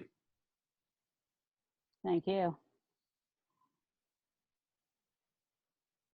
Can't hear you, Will. There we go. There's a question now. Jeffrey Riggs asked, have you ever had occasion to read or play the virtually extorted musical setting, very sketchy, of the omitted section 5A that Wagner sketched for King Ludwig a month or so after the 1876 premiere? All that Gutmann or Westenhagen say about it is that Wagner used much of the Wanderer's music with Erda when he penned it. Right, that he uses a great deal of the scene of the third part of the Immolation Scene, the part that I was talking about today, actually, and that we do have the Immolation Scene. That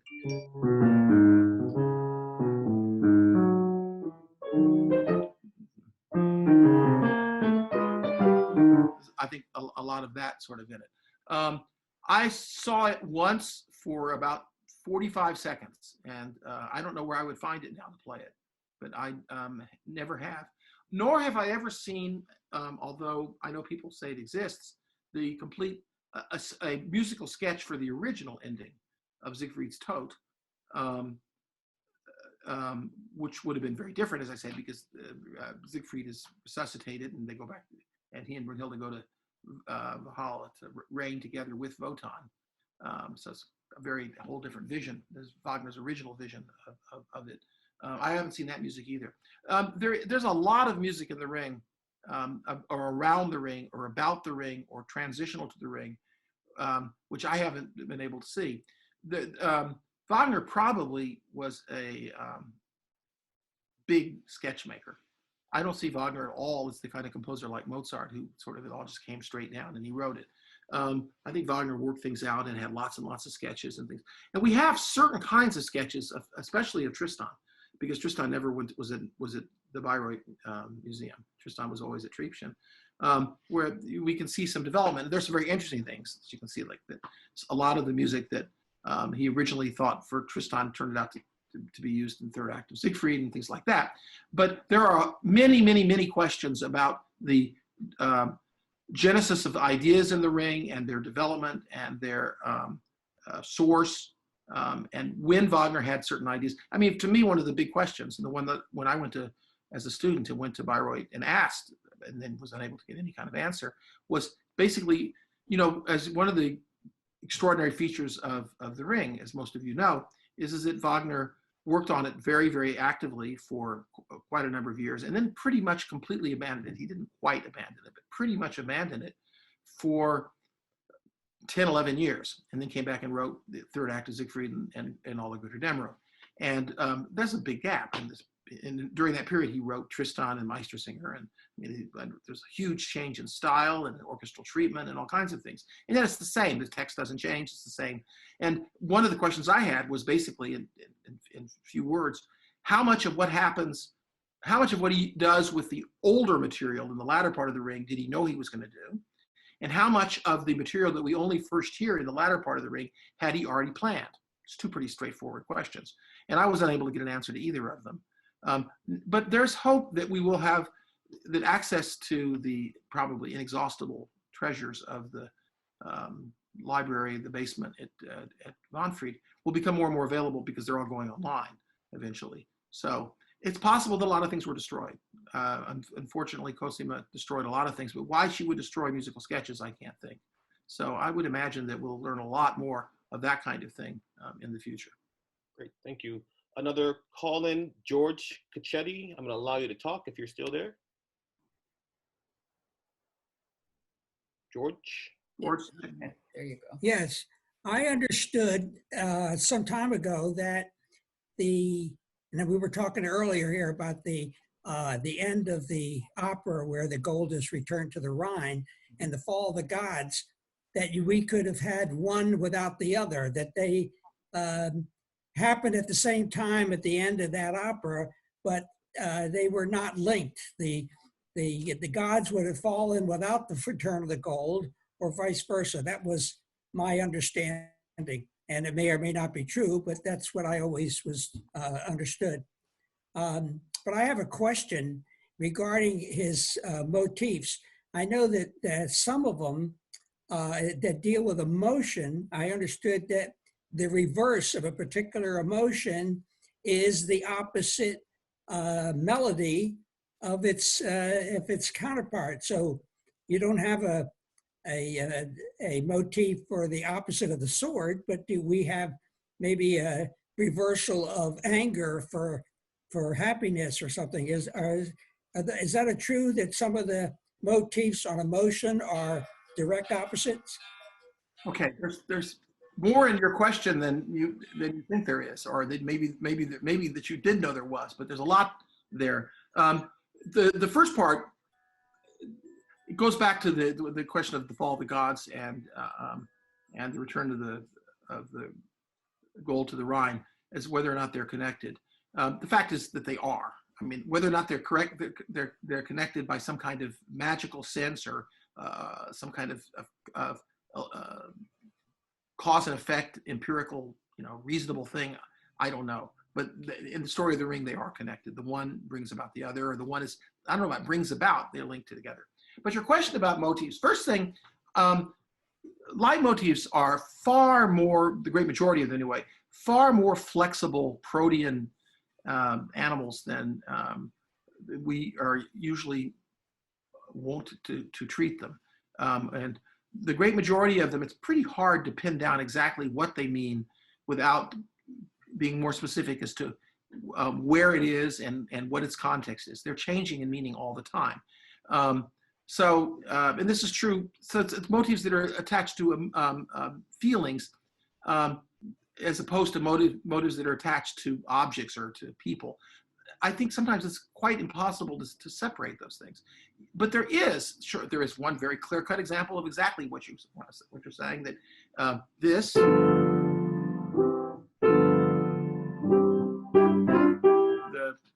Call of the Rhine Maidens becomes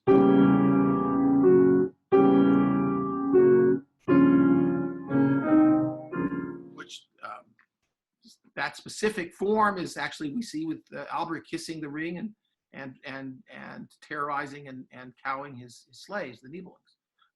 And then we hear the same music again, now with even more pungent harmony, associated with Hagen to some extent. So this is joy, and that's woe. It would be the most standard answer, would be just joy and woe, and one is a whole step, and the other's a half step. So you could say that's kind of an opposite. And here's another example where they're close to each other and they mean kind of opposite things. Okay.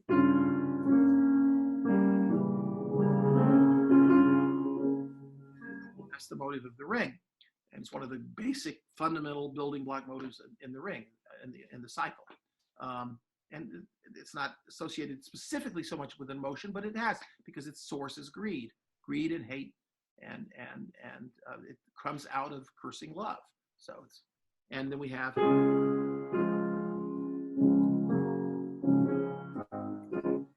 now they don't sound too much the same, but Wagner forces us to hear that connection in Reinbold as one becomes the other. The ring music becomes the Valhalla mode. Very good. And so they are sort of opposites, you could say, because Wagner forces us to relate the two together. We hear Valhalla, and then when Voteon is still asleep, he's dreaming about Valhalla to the ring, and it goes back and forth between the two. And they're kind of opposites, and one is grand and beautiful,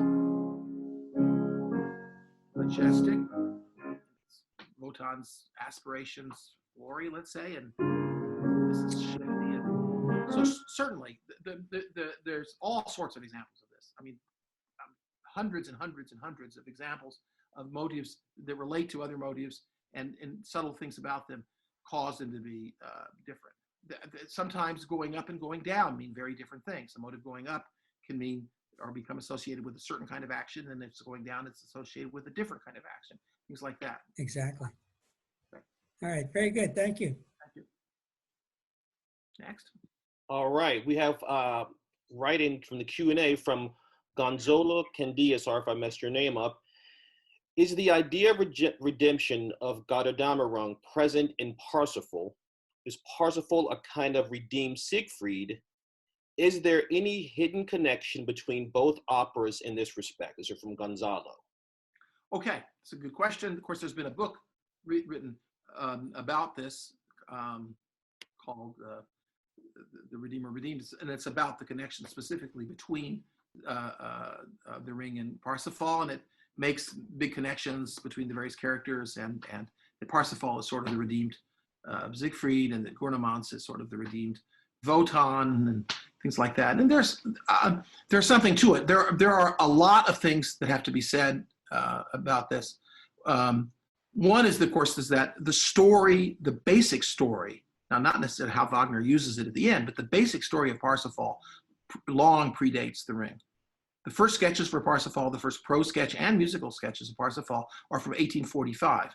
And the very, very beginnings of Wagner's thinking about the ring are 1849, 1850. So, which comes first in that respect? Parsifal has certain things in common with Siegfried. This idea of the fearless hero. Both of them seem to unknow fear, and this kind of not knowing who they are or what they are exactly they have in common. But I don't think it's useful right here to take this too far. I know that in some ways, I mean, all of Wagner's operas are related to each other, and he deals with things all through his life, and it's very definitely true. When Wagner finished The Ring, he intended to write no more operas. He said this very explicitly, he even put it on the score, and he said it in letters to people, and then for various reasons, and artistic ones obviously too, because it's a masterpiece, he comes back to opera and writes Parsifal at the end. And I myself don't want to take too far this idea that Parsifal is somehow a conclusion, that the things that are left open in the ring, the things we're talking about, the idea of why exactly do the gods have to fall for the ring to be destroyed and redeemed, etc. And to some people, these are issues which are resolved in Parsifal. I'm not convinced of it, let's say. I can't hear you, Will. Will, you have to turn yourself back on. Keep forgetting that. RG Head, I'm going to go ahead and allow you to talk and go ahead and unmute yourself. Hi, RG. RG, wow. Haven't seen RG in a long time. You have to unmute itself. Hear me, Jeffrey? Yes, I can hear you. Good. I was going to say verbally, Carol and I saw you do this, your first presentation at Wilderness. Must have been 2003 or 4. And this presentation was, if anything, even more animated. So you're getting better, not just more wisdom. Very helpful. Thank you. Thank you very much. Fabulous. Great. Thanks. Thanks so much. Thank you. Thank you. Let's take another one. Michael Singer, are you there, Michael? I'm here. Yes. Can you hear me? Yes, I can. Oh, great. What I was wondering is, you said at the beginning of your presentation that the points in the ring cycle where there is a sort of digression to retell where the ring is at that particular situation that happens in Valkyrie and Siegfried and certainly in Gerda Damerung, is merely a retelling for people who hadn't seen it before. No, that's not what I said. No. You said it was idiotic. But exactly the opposite. Yeah. Exactly what is your explanation of why they're there then? Oh, well, you'll have to hear practically my favorite lecture on the narrative scenes in the ring. Okay, there are, I can't count them. Okay, let's go. The narration scenes in the ring are the following. I'm going to be real fast here. I'm just going in order. There's Loga's narration, Mima's narration, Siegmund's narration, Sieglinda's narration, Voteon, the Vandra Mima's scene. That whole thing is a narration. Let me go on. Then there's the Norn scene, which is entirely narration, the Waltraut narrative, and then Siegfried's tale, Siegfried's narration in Act 3. Those are the narrative scenes. Some of them are very short. Mima's little thing is terribly short. And what they have in common to me is they don't necessarily tell what's happening to the ring. The Logas does, and some of them do, but many of them do actually. But they just tell parts of the story to other characters. Now, first thing, every single one of them, and we can go one by one, tells a lot of things that we don't know. So they may be telling some things that we do know, but they're also telling us things that we don't know. Every single one of them does. So they actually are imparting new information. Something else they're doing is they're imparting new information to all but one, the Norn scene, and is imparting new information to the people that are being spoken to. All these narration scenes are in the form of dialogues or trialogues, whatever you want to call it, people talking together. So, for instance, we know quite a lot of what Voteon tells Brunhilde in his long narration, but Brunhilde doesn't. And that's extremely important, has an enormously important effect on everything that she does later in the drama. And we actually do learn things that we didn't know. For instance, we don't know, just to give an example, Voteon says that he goes down to Erda to find out more, and he tames her mit der Liebeszauber, with the magic of love. So we know something very important about the relationship of Voteon and Erda, which we'll hear very formally. That scene between Voteon and Erda is based entirely on a metamorphosis of the basic love motive in the ring. So it's very, very important to that. So first things first, even just on a fact level, on a plot level, we learn a great deal from every single one of the narration scenes. But also, there's another function, which is, since I'm a musician, a much more important function still, which is the actual goes to the heart, the very nature of the essence of what the ring is and what its music is. And this is a very obviously a very large subject, but just to touch on it for a second, is that one of the things that Wagner is trying to do in The Ring, on a scale which is never done by anything else, and really which he doesn't ever do really in any of his other operas. And none of his other operas, none of his other works have a lot of narration scenes. There's one narration in Parsifal, Guermantes' big long one. There's a famous Rome narration in Tyler's, but there's Isolde's narration in Act 1 of Tristan, but there are very few. There's like one in an opera, if any. But in The Ring, Wagner is trying to create a work where all the time, at all times, at each time, over this incredibly large expanse of time, and time on different levels. The story takes place over eons. It takes 15 hours to listen to, so that's time too. There's the time, 25 years that Wagner worked on it, time. And the narration scenes are places where Wagner puts old music into new contexts and changes it. Because this constant changing of the context changes our associations. We remember. This idea of remembering is just absolutely central to how the music in the Ring works. It's one of the reasons in the Immolation Scene where everything gets tied up. It's all based on specific. We remember the scene of Voteon and Brunhilde at the end of Valkyria. We remember the scene of Voteon with Erda in the third act of Siegfried. In other words, all of these are, and there's the idea that actually music only takes on meaning to us when we remember it. So very often, one of the techniques Wagner does in The Ring, which is very parallel to what happens with all these narration things, is that, speaking of leitmotifs, we hear them before we know what they mean, before they have any meaning to us at all. And why does Wagner do that? So that when we do hear them, when they do have a clear association, they mean something because they have a memory, they have a past. They gain meaning through time, through the past. So the narration scenes are the primary means by which Wagner does this in The Ring. So not only are they necessary, they are absolutely, they're the quintessential music of The Ring. They are the way in which The Ring is really different from any of his other works. So I hope that's an answer.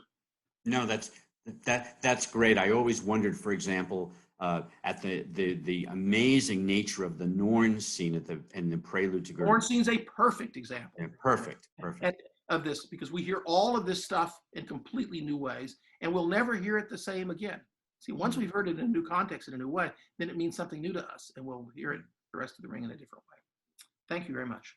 Thanks. That's perfect. Thanks. Next. All right, thank you, Michael. Question here from Eugene Gaub. Thank you for an amazing talk. Something I've wondered about for years is why does this final scene cadence in D flat? Thus Reinbold opens famously in E flat. Do we need closure in the same key that begins The Ring, or is there a significance in dropping by a step? This happens too, I think, in Mahler's Ninth Symphony. Thank you, Eugene Gaub.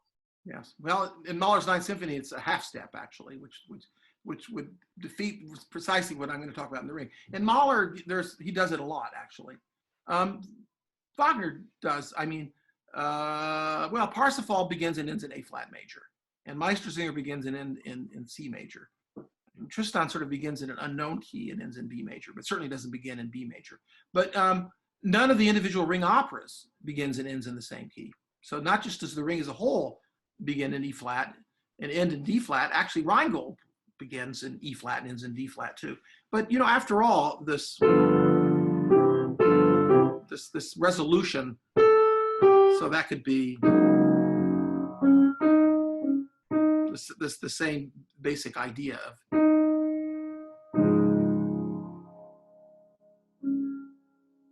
sort of this resolution sense. So that's probably, certainly key is important. Wagner has already set it up, by the way, because the very first time, and we hear the Valhalla motive in the beginning of the second scene, what we call the Valhalla motive, the second scene of Reinbold, the Valhalla motive is in D flat major, and that's it's associated mostly with that key. And of course, the first scene of Reinbold is mostly in E flat major. So that already foreshadows this whole basic movement, that the piece begins in E flat and will move down to D flat. So I think there is a reason for it, but I don't, without asking Wagner, I can't know for sure. Okay, thank you. Morris Goldings, I'm going to allow you to talk. Morris Goldings, going to unmute yourself.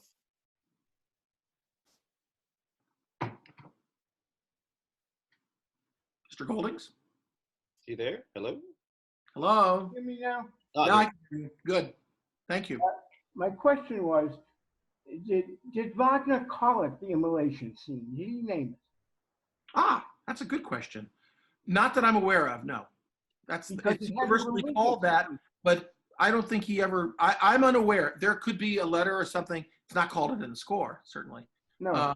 But as far as I know, no, he The didn't. reason I ask it is that there is, of course, a religious meaning of the word immolation.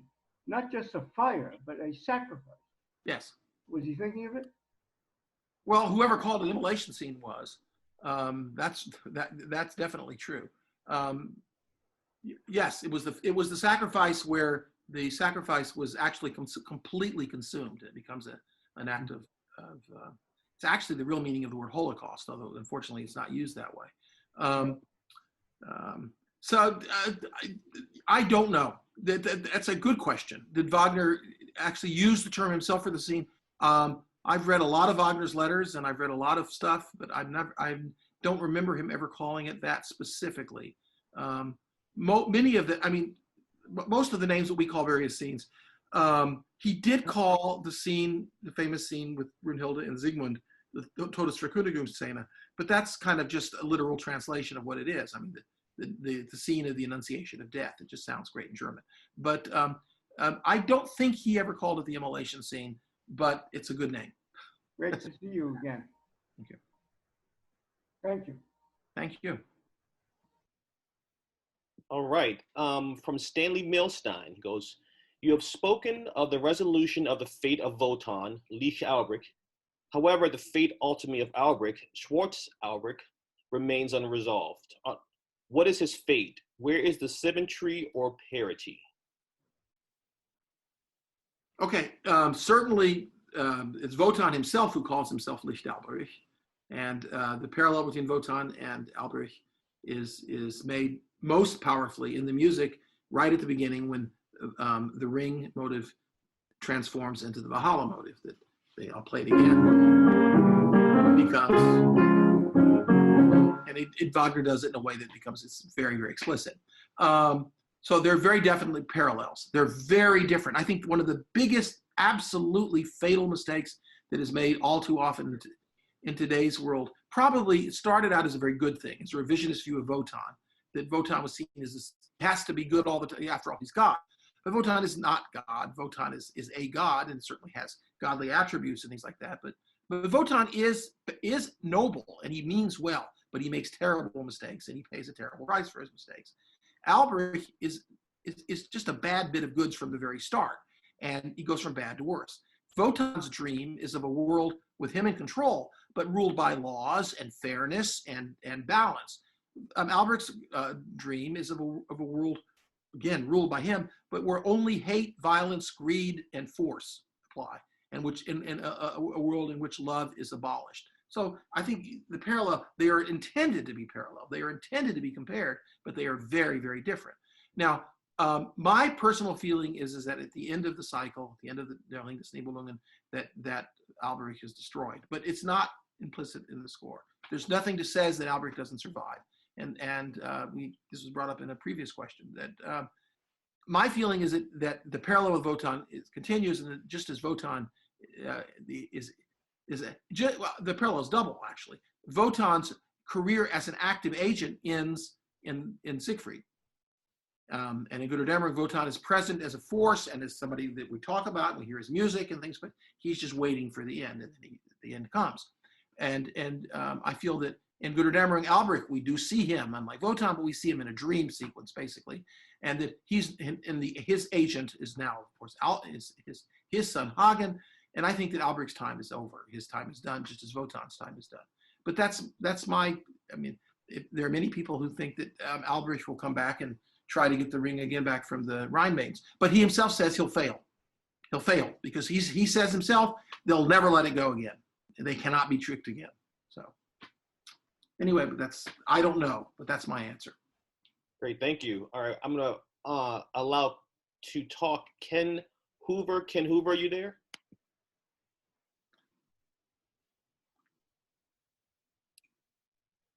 Ken Hoover?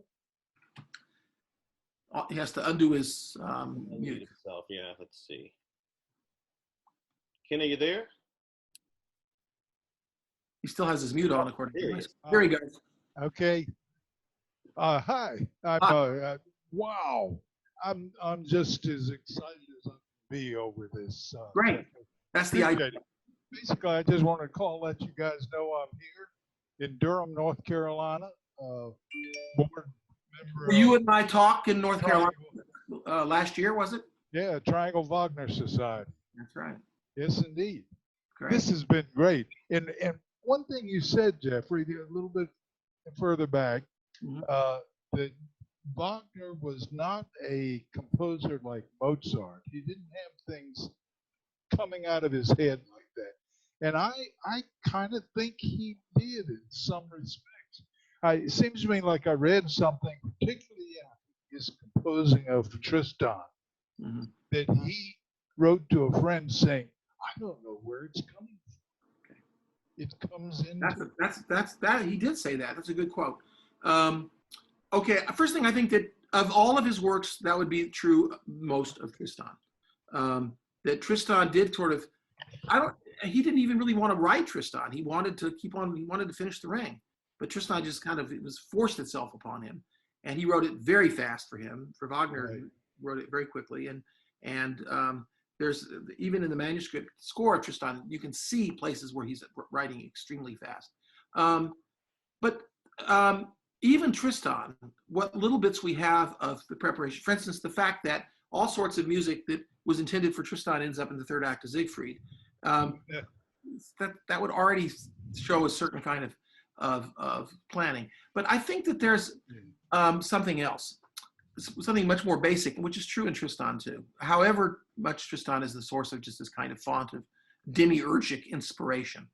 Wagner as a composer is much more the type of composer as Beethoven, who is interested in taking small bits of material and finding all kinds of possibilities with them.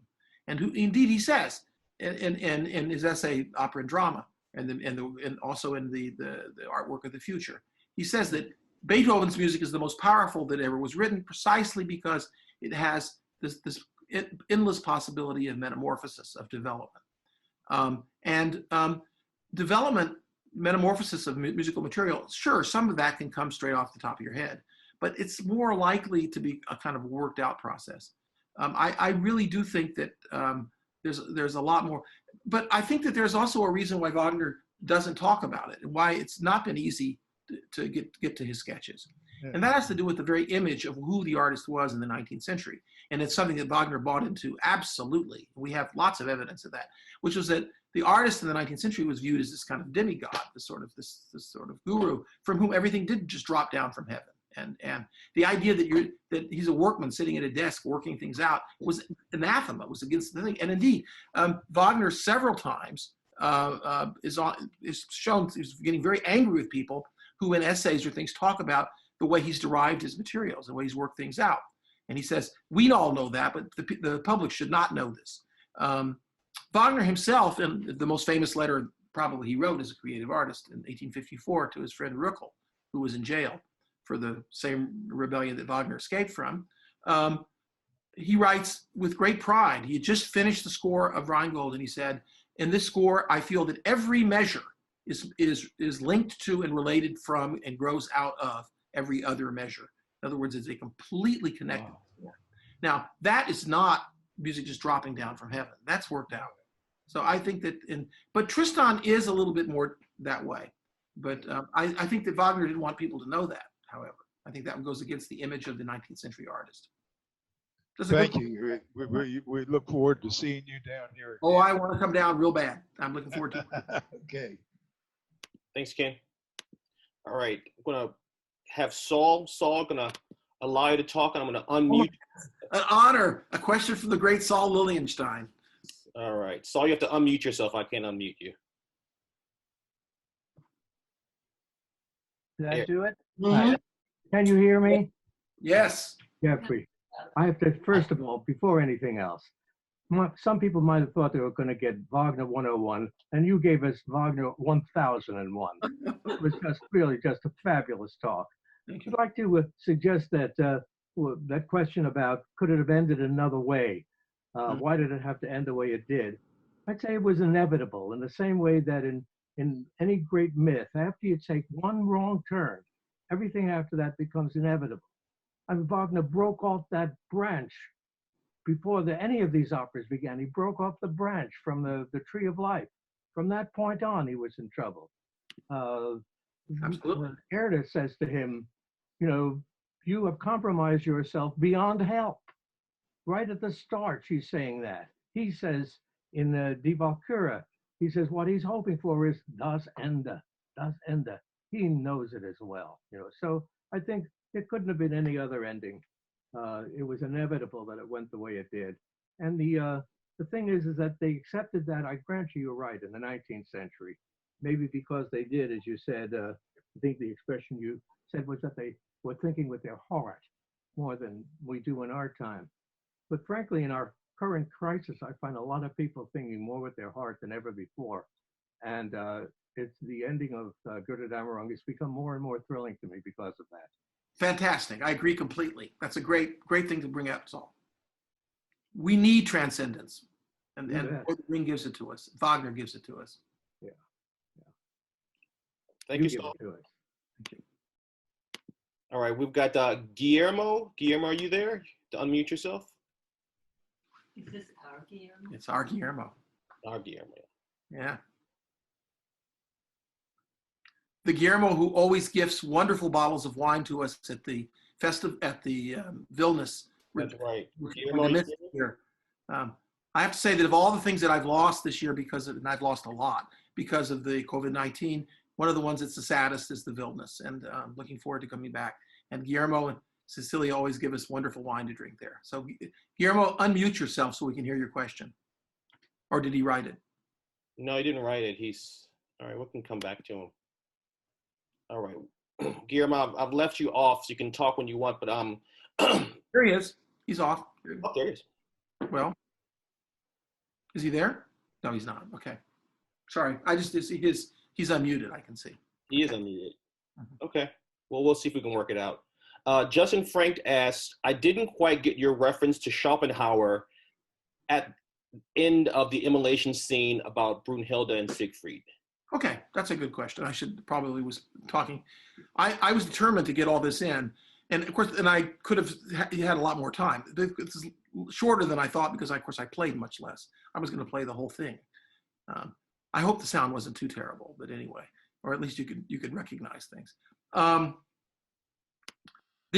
saw The World End speech, written in 1856, which was shortly after Wagner discovered Schopenhauer. And Wagner's reading of Schopenhauer was one of the crucial moments of his life. He said so repeatedly. He claims to have read it many, many times, every year even, he said, for the rest of his life. And Schopenhauer remains a very important influence.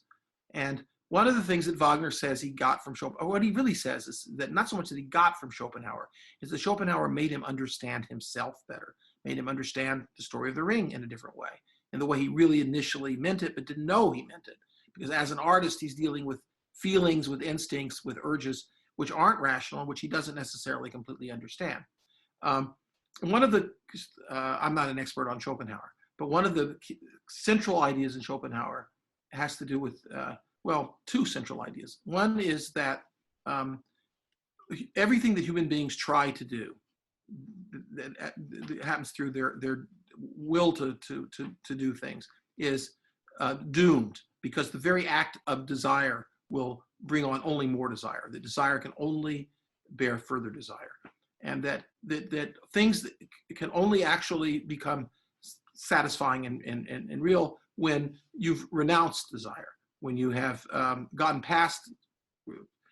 Renunciation is a big thing in Schopenhauer. And of course, there are things in this which famously parallel, let's say, certain aspects of Buddhism. And Wagner sketched, never wrote, an opera called Die Sieger, or Der Sieger, which is based on a Buddhist legend. And Schopenhauer was to some extent influenced by Buddhism, although how much he understood of it, I don't really know. And I don't understand that much myself. But this idea of renunciation and of not being, that action or desire for action can only bring dissatisfaction because it just bears itself, is an important aspect in Wagner's thinking in his late period. And the speech that Brunhilde was supposed to give, the I saw the world in speech, basically kind of expresses that, in that he says that she's now come to the point where she's at one with the universe. This is a big idea in Schopenhauer. And that she's no longer has any desires. She's freed from rebirth. That's, of course, a Buddhist idea. Anyway, Wagner does not use that text. He doesn't dismiss it like he did the first texts, but he doesn't use it. So he felt. So it's a complicated relationship with that. I would say that Wagner's most Schopenhauerian work is certainly Tristan. And that was, Tristan was written, I think, the desire, the urge, the need to write Tristan grew out of his reading Schopenhauer. And, but also Meistersinger. I think Meistersinger, the idea of renunciation is very, very powerful and important. But I think that the relationship of Wagner with these philosophers, and there's earlier philosophers like Feuerbach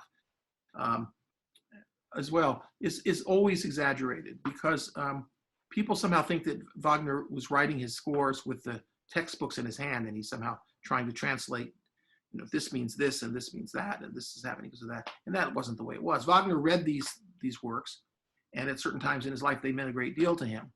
But he's an artist. He just uses it, and it's part of the material from which the works come. And Schopenhauer was an important part that came in after he had already written the entire story of the Ring. And it leaves its mark on the Ring. It leaves its mark, I think, even without the text, it leaves its mark on the way he conceives of the character of Voteon in his later conception of Voteon. And perhaps Brunhilde too, maybe. But I think that it's something that we, as a background, need to know. But we also have to remember that Wagner did not set that text to music. Great, thank you. Finally got Guillermo's wrote a question. He goes, Albirex gave up love in Reinbold to get his hands on the gold, yet he fathered Hagen. How is this possible? Many thanks for an excellent presentation, Guillermo. Hi, Guillermo. Thank you. Well, actually, this is a good one. I love questions like this because we're told explicitly what the answer is. Voteon tells us, but that he does it strictly with money. He simply buys this. I think we do hear her name at one point, but he buys the woman who also ended up fathering Gunther and Gutruna. He just, you know, in other words, he seduces her with money.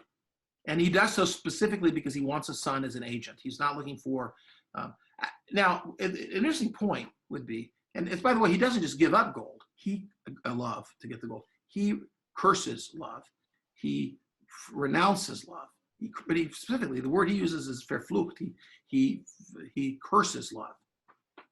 And the Ring itself then later becomes cursed again by him in a different sort of way. But the Ring, by its very nature, is the fruit of this curse of love. And yet, does Albirex actually love his son? And there's an interesting point, because in that scene, that wonderful scene, sort of the dream scene at the beginning of Act 2 of Götterdämmerung, he does sort of seem like he kind of loves, and there he feels needy, and it's actually Hagen who says, "Let's cool it. I'm going to have the ring." I mean, he's sort of, he seems less. He doesn't seem to have any affection whatsoever for his father, but it's a pretty loveless pair in any case. I think that's so. He has Hagen because he buys his mother. Voteon says so bitterly. He says in Act 2 of Valkyria, he says, "I, who love so much and try so hard to love my son and tried so hard to have him as a gesture of love, have to destroy him. And this guy who has no love, who's cursed love, his son is going to win." Thank you. A few more questions. Another from Stanley goes, loved your presentation. Would you have a PDF of the materials you alluded to regarding the Ring from 10, 11 years ago? Also, could you at least put together a PDF of the text source in which you mentioned the omitted sections of Brunhilde's Immolation text? Okay. The first part is easy. Just go out and buy a book that every Wagner lover should have anyway, called I Saw the World End, which is by Derek Cooke, C-O-O-K-E, which is going to be his guide to the Ring, and which unfortunately is extremely incomplete because he died. So the book probably represents about a fifth of what it would have been.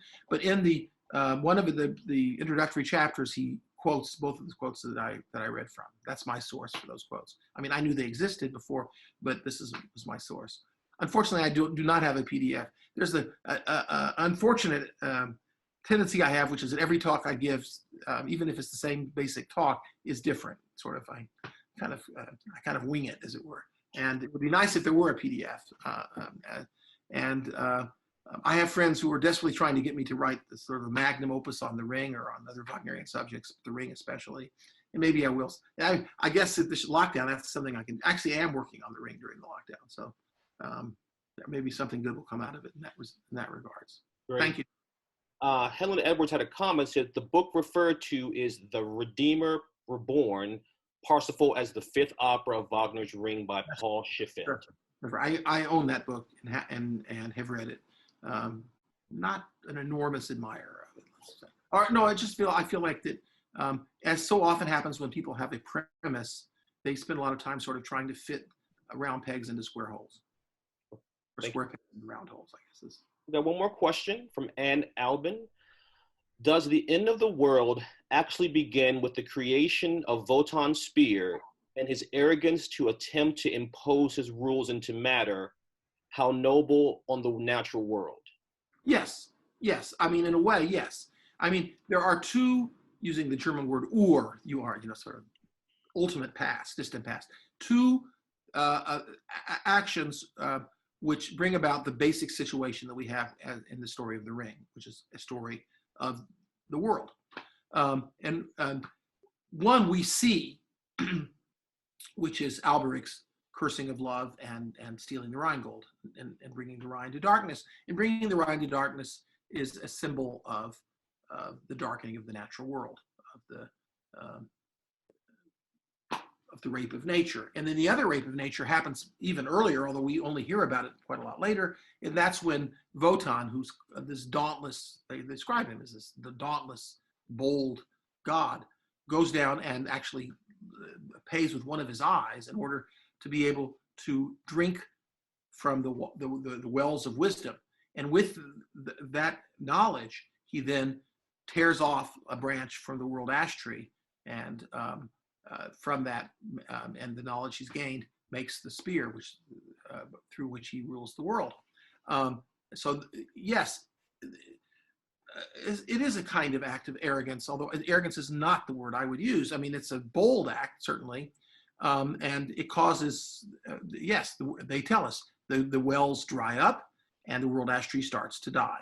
And so there's no question that that's the beginning of the end as far as Voteon is concerned, no question at all. However, what is a question is to what extent, and these are parallel, the Voteon and Albirex parallel events, but to what extent Wagner feels that this original world is the best world. In other words, is the purpose of the Ring really to go back to the way it was before everything started? And that, if that's the case, see, I think that's definitely wrong.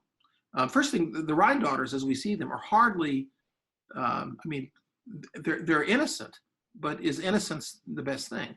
And Erda, as we see here, now Erda, of course, has been changed because of Voteon's actions and the fact that Voteon then seduces her, basically. But I don't think that the knowledge Erda has when we see her the first time is she has a certain kind of knowledge of a certain world. But I'm not at all sure that that's the world that Wagner believes in the most. I don't think necessarily, I think that Wagner feels that the consequences of what Voteon did are his end eventually. But I'm not sure that he thinks that what Voteon did was wrong, per se. I think it's a very complicated thing.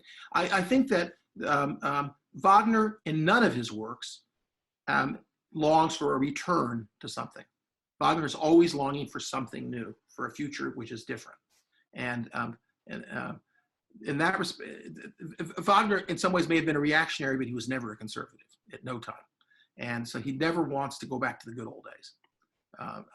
So when the Ring is a new beginning, when it ends, let's say, I think his hope is not that it will not be as it was before, but not just because, or not because of a new god coming and killing the ash tree or whatever, but that people will, the new people, the new gods, the new whatever, will act in ways which are better, or have been somehow transcended by this. So, but this is a big and complicated question. Thank you. Well, thank you, Jeffrey. That's all our questions. I really appreciate your time and everything you put into our rehearsals and your knowledge, of course. And I hope that people next week come back to hear Izakaya in his interview with Jim and him to perform. So again, thank you, Jeffrey. Thank you very much. Thanks to everybody. Good night, you. everybody. Good night. Stay safe.